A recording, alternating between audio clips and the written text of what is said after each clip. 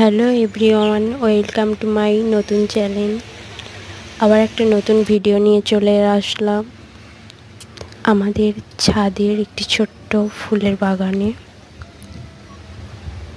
সবাই বলে শুধু পুকুরে পদ্ম ফুল হয়, এই দেখো আমাদের ছাদে কত সুন্দর পদ্ম ফুল হয়েছে, চারিপাশ কত সুন্দর লাগছে।